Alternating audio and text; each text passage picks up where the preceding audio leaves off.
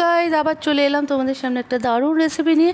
আজকে রান্না করছি আমি চিংড়ি মাছের মালাইকারি। তার জন্য কি কি লাগছে চলো তোমাদের একটু দেখিয়ে দিই। দেখো, প্রথমে আমি চিংড়ি মাছটা নুন, হলুদ আর কাশ্মীরি লঙ্কার গুঁড়ো দিয়ে মেখে রেখে হালকা ফ্রাই করে নিয়েছি। এখানে নিয়েছি আদা, রসুন আর পেঁয়াজ পেস্ট করে নিয়েছি। এখানে নিয়েছি জিরের গুঁড়ো, ধনের গুঁড়ো, লঙ্কার গুঁড়ো আর হলুদ একটু সামান্য জলে গুলিয়ে রেখেছিলাম। তারপর দেখো, এখানে সোমবারা দিয়েছি তেজপাতা, গোটা গরম মশলা আর শুকনো লঙ্কা। গোটা গরম মশলার মধ্যে আমি এলাচের পরিমাণটা বেশি দিয়েছি। এলাচের পরিমাণটা একটু বেশি দিলে দারুণ একটা ফ্লেভার হয়। তারপর দিয়ে দিয়েছি পেঁয়াজ, আদা, রসুন যেটা পেস্ট করে রেখেছিলাম ওটা দিয়ে ভালোভাবে কষিয়ে নেওয়ার পর তারপর আমি এখানে জিরের গুঁড়ো, ধনের গুঁড়ো, লঙ্কার গুঁড়ো আর হলুদ যেটা জল দিয়ে পেস্ট করে রেখেছিলাম সেটা দিয়ে দিলাম। দেখো, ভালোভাবে কষিয়ে নেওয়ার পর যতক্ষণ না তেল না ছাড়বে ততক্ষণ পর্যন্ত ভালোভাবে কষাতে হবে। কারণ কষার উপর দেখবে সব কিছু কষার উপর নির্ভর করে ঝোলের স্বাদটা। ভালোভাবে কষাবে, ঝোলের স্বাদ অটোমেটিক ভালো হয়ে যায়। আর দেখো, তারপর স্বাদ অনুযায়ী নুন চিনি দিয়ে দেবে। যে যেরকম মিষ্টি খেতে পছন্দ করে সেই অনুযায়ী মিষ্টিটা দেবে। কারণ যেহেতু একটু মালাইকারি, সেজন্য একটু মিষ্টি মিষ্টি হলে দেখবে ভালো লাগে। তারপর এখানে আমি দিয়ে দিয়েছি কাজু বাদাম আর টক দই পেস্ট করে নিয়েছিলাম, ওটা দিয়ে দিয়েছি। তারপর ভালোভাবে কষিয়ে নিতে হবে। যতক্ষণ না তেল না ছাড়বে ততক্ষণ পর্যন্ত কষিয়ে নিতে হবে। তারপর এখানে আমি একটা টমেটো দিয়ে দিয়েছি 4 পিস করে। দেখো, আর দেখো তেলটাও কতটা বেরিয়েছে। আমি 5 মিনিট ঢেকে রাখবো আবার। দেখো, 5 মিনিট ঢেকে রাখার পর তোমাদের দেখিয়ে দিচ্ছি। দেখো, তেলের পরিমাণটা কতটা বেরিয়ে গেছে আর আমার কতটা মশলাও কষে গেছে।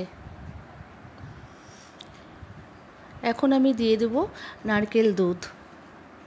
তোমরা একবার এইভাবে ট্রাই করো, দারুণ লাগে। এইভাবে মালাইকারি রান্না করো।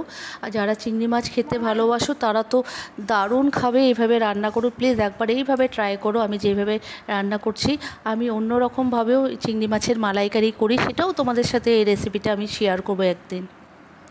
আজকে আমি যেইভাবে চিংড়ি মাছের মালাইকারিটা রান্না করছি, ভাবলাম না তোমাদের সাথে শেয়ার না করলে হবে না, তাই তোমাদের সাথে একটু শেয়ার করলাম।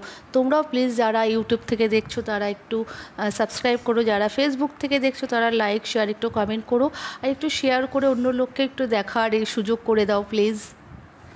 দেখো, আমার রেসিপিটা তোমাদের সাথে কথা বলতে বলতে রেডি হয়ে গেছে। এখানে আমি দিয়ে দিচ্ছি গরম মশলা আর ঘিটা দেখানো হয়নি, তার জন্য সরি, ওটা স্কিপ হয়ে গেছে, তার জন্য সরি।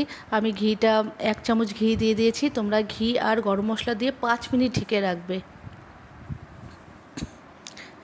আর দেখো ঝোলের ইয়েটা, দেখো গ্রেভিটা তোমাদের একটু দেখিয়ে দিচ্ছি। দেখো গ্রেভিটা, আর এত দারুণ খেতে হয়েছিল কি বলবো, দারুণ খেতে হয়েছে।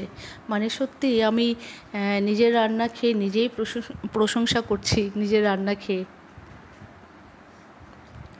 তোমাদের সাথে কথা বলতে বলতে আমার রেসিপি রেডি হয়ে গেছে। তোমাদের যদি সত্যি এই রেসিপিটা ভালো লেগে থাকে অতি অবশ্যই লাইক, শেয়ার, একটু কমেন্ট করো। দেখো কেমন হয়েছে, খালি একটুখানি দেখো। চিংড়ি মাছের মালাইকারি রেডি। ভালো লাগলে একটু সাবস্ক্রাইব করো ফ্রেন্ড। চলো রাখছি, টাটা, বাই।